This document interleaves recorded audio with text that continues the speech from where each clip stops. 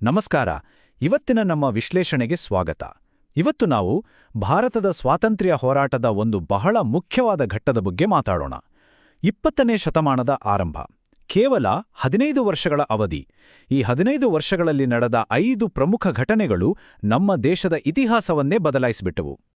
ಹೌದು, ಈ 15 ವರ್ಷಗಳಲ್ಲಿ ನಡೆದ ವಿಭಜನೆ, ಭಿನ್ನಾಭಿಪ್ರಾಯ ಮತ್ತು ಒಂದು ದೊಡ್ಡ ದುರಂತ ಇವೆಲ್ಲವೂ ಸೇರಿ ಭಾರತೀಯರಲ್ಲಿ ಒಂದು ಹೊಸ ಸಂಕಲ್ಪವನ್ನೇ ಹುಟ್ಟುಹಾಕಿತು. ಅದು ಹೇಗೆ ಅಂತ ಈ ಕತೆ ನಮಗೆ ತಿಳಿಸುತ್ತೆ. ನಾವು ಯಾವ ಘಟನೆಗಳ ಬಗ್ಗೆ ಮಾತಾಡ್ತಾ ಇದ್ದೀವಿ? ಮೊದಲು ಬಂಗಾಳದ ವಿಭಜನೆ, ಆಮೇಲೆ ಮುಸ್ಲಿಂ ಲೀಗ್ ಸ್ಥಾಪನೆ, ಅದಾದ್ಮೇಲೆ ಸೂರತ್ನಲ್ಲೇ ಕಾಂಗ್ರೆಸ್ ಒಡೆಯುತ್ತೆ. ಕೊನೆಗೆ ರೌಲತ್ ಕಾಯ್ದೆ ಮತ್ತು ಜಲಿಯನ್ವಾಲಾ ಬಾಗ್ ಹತ್ಯಾಕಾಂಡ. ನೋಡಿ ಒಂಜುಕೊಂದು ಹೇಗೆ ಕೊಂಡಿ ಬೆಸ್ತ್ಕೊಂಡಿದೆ ಅಂತ. ಸರಿ, ನಮ್ಮ ಕಥೆ ಶುರುವಾಗೋದು 1905ರಲ್ಲಿ. ಆಗಿನ ಬ್ರಿಟಿಷ್ ವೈಸ್ರಾಯ್ ಲಾರ್ಡ್ ಕರ್ಜನ್ ಒಂದು ನಿರ್ಧಾರ ತಗೋತಾರೆ, ಬಂಗಾಳವನ್ನ ವಿಭಜನೆ ಮಾಡಬೇಕು ಅಂತ. ಈ ಒಂದು ನಿರ್ಧಾರ ಇಡೀ ಭಾರತದಲ್ಲಿ ಪ್ರತಿಭಟನೆಯ ಕಿಡಿ ಹೊತ್ಸೋಕೆ ಕಾರಣವಾಯಿತು. ಬ್ರಿಟಿಷರ್ ಕೊಟ್ಟ ಕಾರಣ ಏನ್ ಗೊತ್ತಾ?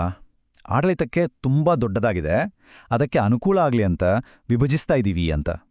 ಆದರೆ ಅವರ ನಿಜವಾದ ಉದ್ದೇಶ ಬೇರೆನೇ ಇತ್ತು. ಇದು ಅವರ ಕ್ಲಾಸಿಕ್ ಒಡೆದು ಆಳೋ ನೀತಿ. ಹಿಂದೂಗಳು ಮತ್ತು ಮುಸ್ಲಿಮರನ್ನ ಬೇರೆ ಮಾಡಿ ದಿನೇ ಹೆಚ್ಚಾಗ್ತಿದ್ದ ರಾಷ್ಟ್ರೀಯತೆಯನ್ನ ಹತ್ತಿಕ್ಕೋದೇ ಅವರ ಪ್ಲಾನ್ ಆಗಿತ್ತು. ಈ ವಿಭಜನೆಯಿಂದ ಏನಾಯಿತು?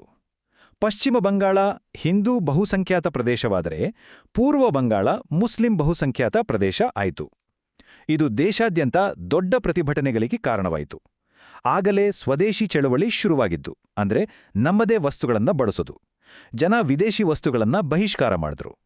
ಕೊನೆಗೆ ಜನರ ಹೋರಾಟಕ್ಕೆ ಮಣಿದು 1911ರಲ್ಲಿ ಈ ವಿಭಜನೆಯನ್ನ ವಾಪಸ್ ತಗೊಂಡ್ರು. ಆದರೆ ಬ್ರಿಟಿಷರ ಆ ಒಡೆದು ಆಳುವ ನೀತಿ ಅಷ್ಟಕ್ಕೆ ನಿಲ್ಲಲಿಲ್ಲ. ಅದು ಮುಂದೆ ಒಂದು ಹೊಸ ರಾಜಕೀಯ ಪಕ್ಷದ ಹುಟ್ಟಿಗೆ ಕಾರಣವಾಯಿತು. ಅದೇ ಮುಸ್ಲಿಂ ಲೀಗ್. ಡಿಸೆಂಬರ್ 30, 1906ರಲ್ಲಿ ಢಾಕಾದಲ್ಲಿ ಆಗಾ ಖಾನ್, ನವಾಬ್ ಸಲೀಮುಲ್ಲಾ ಅವರಂತಹ ನಾಯಕರು ಸೇರಿ ಇದನ್ನ ಸ್ಥಾಪನೆ ಮಾಡ್ತಾರೆ. ಅವರ ಉದ್ದೇಶ ಏನು? ಮುಸ್ಲಿಮರ ಹಕ್ಕುಗಳನ್ನು ಕಾಪಾಡೋದು, ತಮಗಾಗಿಯೇ ಪ್ರತ್ಯೇಕ ರಾಜಕೀಯ ಪ್ರಾತಿನಿಧ್ಯ ಬೇಕು ಅಂತ ಕೇಳೋದು, ಹಾಗೆಯೇ ಬ್ರಿಟಿಷರಿಗೆ ನಿಷ್ಠರಾಗಿರೋದು. ಇದು ಭಾರತದ ರಾಜಕೀಯದಲ್ಲಿ ಕೋಮುವಾದದ ಬೀಜ ಬಿತ್ತಿದ ಹಾಗೆ ಆಯಿತು. ಹೀಗೆ ಬ್ರಿಟಿಷರು ಹೊರಗಿನಿಂದ ದೇಶವನ್ನು ಒಡೆಯೋಕೆ ಪ್ರಯತ್ನ ಪಡ್ತಿದ್ರೆ, ಒಳಗಡೆ ಭಾರತೀಯ ರಾಷ್ಟ್ರೀಯ ಕಾಂಗ್ರೆಸ್ನಲ್ಲೇ ದೊಡ್ಡ ಮಟ್ಟದ ಭಿನ್ನಾಭಿಪ್ರಾಯಗಳು ಶುರುವಾಗಿದ್ವು. 2007ರ ಸೂರತ್ ಅಧಿವೇಶನದಲ್ಲಿ ಇದು ಸ್ಫೋಟವಾಯಿತು. ಕಾಂಗ್ರೆಸ್ 2 ಭಾಗವಾಗಿ ಹೋಯಿತು. ಮಂದಗಾಮಿಗಳು ಮತ್ತು ತೀವ್ರಗಾಮಿಗಳು. ಗೋಖಲೆ, ಮೆಹ್ತಾ ಅವರಂತಹ ನಾಯಕರು ಮಂದಗಾಮಿಗಳು. ಇವರು ಬಂಗಾಳ ವಿಭಜನೆ ವಿರೋಧಿ ಹೋರಾಟ ಬಂಗಾಳಕ್ಕೆ ಮಾತ್ರ ಸೀಮಿತವಾಗಿರಲಿ ಅಂದ್ರು. ಆದರೆ ಲಾಲ್ ಬಾಲ್ ಪಾಲ್ ಅಂತ ಪ್ರಸಿದ್ಧರಾಗಿದ್ದ ತೀವ್ರಗಾಮಿಗಳು ಇಲ್ಲ, ಈ ಚಳುವಳಿಯನ್ನ ಇಡೀ ದೇಶಕ್ಕೆ ಹಬ್ಬಿಸಬೇಕು ಅಂತ ಪಟ್ಟು ಹಿಡಿದ್ರು. ಈ ಒಡಕಿನಿಂದ ಏನಾಯಿತು ಅಂದ್ರೆ, ಸ್ವಾತಂತ್ರ್ಯ ಹೋರಾಟಕ್ಕೆ ದೊಡ್ಡ ಹಿನ್ನಡೆ ಆಯಿತು. ಕಾಂಗ್ರೆಸ್ ದುರ್ಬಲವಾಯಿತು. ಇದೇ ಅವಕಾಶ ಬಳಸಿಕೊಂಡು ಬ್ರಿಟಿಷರು ತೀವ್ರಗಾಮಿ ನಾಯಕರನ್ನೆಲ್ಲ ಒಬ್ಬೊಬ್ಬರಿಗೆ ಬಂಧಿಸಿ ಜೈಲಿಗೆ ಹಾಕೋಕೆ ಶುರು ಮಾಡಿದ್ರು. ಸರಿ, ಈಗ ನಾವು 1919ಕ್ಕೆ ಬರೋಣ. ಈ ವರ್ಷ ಬ್ರಿಟಿಷರು ಒಂದು ಕರಾಳ ಕಾನೂನನ್ನ ಜಾರಿಗೆ ತರ್ತಾರೆ. ಅದೇ ರೌಲತ್ ಕಾಯ್ದೆ. ಇದನ್ನ ಕಪ್ಪು ಕಾಯ್ದೆ ಅಂತಾನೇ ಕರೆಯಲಾಗುತ್ತೆ. ಯಾಕಂದ್ರ ಈ ಕಾನೂನು ಬ್ರಿಟಿಷ್ ಅಧಿಕಾರಿಗಳಿಗೆ ಯಾವುದೇ ವಾರೆಂಟ್ ಇಲ್ಲದೆ ಕೇವಲ ಸಂಶಯದ ಮೇಲೆ ಯಾರನ್ನ ಬೇಕಾದ್ರೂ ಬಂಧಿಸೋಕೆ ಮತ್ತೆ ವಿಚಾರಣೆಯ ನಡೆಸದೆ 2 ವರ್ಷಗಳ ಕಾಲ ಜೈಲಿಲಿಡೋಕೆ ಅಧಿಕಾರ ಕೊಟ್ಟಿತ್ತು. ಜನರ ಆಕ್ರೋಶ ಎಷ್ಟಿತ್ತು ಅಂದ್ರೆ, ಒಂದು ಘೋಷಣೆ ಹುಟ್ಟುಕೊಳ್ತು: ನೋ ದಲೀಲ್, ನೋ ವಕೀಲ್, ನೋ ಅಪೀಲ್. ಅಂದ್ರೆ ಯಾವುದೇ ವಾದ ಇಲ್ಲ, ವಕೀಲರಿಲ್ಲ, ಮೇಲ್ಮನವಿಗೂ ಅವಕಾಶ ಇಲ್ಲ. ಆ ಕಾನೂನಿನ ಕ್ರೌರ್ಯವನ್ನ ಈ ಒಂದು ಸಾಲು ಸ್ಪಷ್ಟವಾಗಿ ಹೇಳುತ್ತೆ. ಈ ರೌಲತ್ ಕಾಯ್ದೆ ವಿರುದ್ಧದ ಕೋಪ, ಪ್ರತಿಭಟನೆ ಮುಂದೆ ಭಾರತದ ಇತಿಹಾಸದಲ್ಲೇ ಒಂದು ಕರಾಳ ದಿನಕ್ಕೆ, ಒಂದು ದೊಡ್ಡ ದುರಂತಕ್ಕೆ ಕಾರಣವಾಯಿತು. ಏಪ್ರಿಲ್ 13, 1919 ಅಮೃತ್ಸರದ ಒಂದು ಪಾರ್ಕಿನಲ್ಲಿ ಸಾವಿರಾರು ಜನ, ಮಹಿಳೆಯರು, ಮಕ್ಕಳು ಎಲ್ಲ ಸೇರಿ ಶಾಂತಿಯುತವಾಗಿ ಸೇರಿದ್ರು. ಅಷ್ಟಕ್ಕೂ ಅವರೆಲ್ಲ ಯಾಕೆ ಅಲ್ಲಿ ಸೇರಿದ್ರು? ಅಲ್ಲಿ ಸೇರೋಕೆ 2 ಮುಖ್ಯ ಕಾರಣಗಳಿದ್ವು. ಒಂದು, ರೌಲತ್ ಕಾಯ್ದೆಯಡಿ ಡಾಕ್ಟರ್ ಕಿಚ್ಲು ಮತ್ತು ಡಾಕ್ಟರ್ ಸತ್ಯಪಾಲ್ ಅನ್ನೋ 2 ನಾಯಕರನ್ನ ಬಂಧಿಸಿದ್ದನ್ನ ವಿರೋಧ ಮಾಡೋದು. ಇನ್ನೊಂದು, ಆ ದಿನ ಬೈಸಾಖಿ ಹಬ್ಬ, ಆ ಭಾಗದ ಒಂದು ದೊಡ್ಡ ಸುಗ್ಗಿ ಹಬ್ಬವನ್ನ ಆಚರಿಸೋಕೆ ಜನ ಸೇರಿದ್ರು.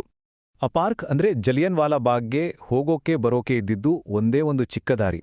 ಆಗ ಬ್ರಿಟಿಷ್ ಅಧಿಕಾರಿ ಜನರಲ್ ಡಯರ್ ತನ್ನ ಸೈನ್ಯದ ಜೊತೆ ಅಲ್ಲಿಗೆ ಬರ್ತಾನೆ. ಬಂದವನೇ ಆ ಒಂದೇ ಒಂದು ದಾರಿಯನ್ನ ಬ್ಲಾಕ್ ಮಾಡ್ತಾನೆ. ಜನಕ್ಕೆ ಯಾವುದೇ ಎಚ್ಚರಿಕೆ ಕೊಡದೆ ತನ್ನ ಸೈನಿಕರಿಗೆ ಗುಂಡು ಹಾರಿಸೋಕೆ ಆಜ್ಞೆ ಮಾಡ್ತಾನೆ. ಅವ್ರ ಹತ್ರ ಇದ್ದ ಗುಂಡುಗಳು ಖಾಲಿ ಆಗುವವರೆಗೂ ನಿರಂತರವಾಗಿ ಗುಂಡಿನ ದಾಳಿ ನಡೆಯಿತು. ಬ್ರಿಟಿಷರ ಅಧಿಕೃತ ದಾಖಲೆಗಳ ಪ್ರಕಾರ ಆ ದಿನ ಸುಮಾರು 400 ಜನ ಸತ್ತೋದ್ರು ಅಂತ ಹೇಳಲಾಗುತ್ತೆ. ಆದರೆ ನಿಜವಾಗಿ ಸತ್ತವರ ಸಂಖ್ಯೆ 1,000ಕ್ಕೂ ಹೆಚ್ಚು ಅಂತ ಅಂದಾಜಿಸಲಾಗಿದೆ. ಯಾಕಂದ್ರೆ ಎಷ್ಟೋ ಮೃತದೇಹಗಳನ್ನ ಅಲ್ಲಿದ್ದ ಬಾವಿಗೆ ಎಸೆಯಲಾಗಿತ್ತು, ಇನ್ನು ಕೆಲವನ್ನ ಸಂಬಂಧಿಕರೇ ತೆಗೆದುಕೊಂಡೋಗಿದ್ರು. ಹಾಗಾಗಿ ನಿಜವಾದ ಲೆಕ್ಕ ಸಿಗಲೇ ಇಲ್ಲ. ಈ ಹತ್ಯಾಕಾಂಡ ಇಡೀ ದೇಶವನ್ನೇ ಬೆಚ್ಚಿಬೀಳಿಸಿತು. ಇದೊಂದು ಪಾಯಿಂಟ್ ಆಫ್ ನೋ ರಿಟರ್ನ್ ಆಗಿತ್ತು. ಕವಿ ರವೀಂದ್ರನಾಥ ಟ್ಯಾಗೋರ್ ಪ್ರತಿಭಟನೆಯಾಗಿ ತಮಗೆ ಬ್ರಿಟಿಷರು ಕೊಟ್ಟಿದ್ದ ನೈಟ್ಹುಡ್ ಪದವಿಯನ್ನೇ ವಾಪಸ್ ಕೊಟ್ರು. ಅಷ್ಟೇ ಅಲ್ಲ, ಮಹಾತ್ಮ ಗಾಂಧೀಜಿಯವರು ತಮ್ಮ ದೇಶವ್ಯಾಪಿ ಅಸಹಕಾರ ಚಳುವಳಿಯನ್ನು ಶುರು ಮಾಡೋಕೆ ಈ ಘಟನೆಯೇ ಮುಖ್ಯ ಪ್ರೇರಣೆಯಾಯಿತು. ಒಂದು ಕ್ಷಣ ಯೋಚನೆ ಮಾಡಿ, ಶಾಂತಿಯುತವಾಗಿ ಪ್ರತಿಭಟನೆ ಮಾಡ್ತಿದ್ದವರ ಮೇಲೆ ಇಂಥ ಊಹಿಸಲಾಗದ ಹಿಂಸೆ ನಡೆದಾಗ ಒಂದು ಸ್ವಾತಂತ್ರ್ಯ ಚಳುವಳಿ ಅದರಿಂದ ಹೇಗೆ ಚೇತರಿಸಿಕೊಳ್ಳುತ್ತೆ, ಹೇಗೆ ಮತ್ತಷ್ಟು ತೀವ್ರಗೊಳ್ಳುತ್ತೆ? ಇದು ಅಂದು ಭಾರತದ ಸ್ವಾತಂತ್ರ್ಯ ಹೋರಾಟಗಾರರ ಮುಂದಿದ್ದ ಅತಿದೊಡ್ಡ ಸವಾಲಾಗಿತ್ತು.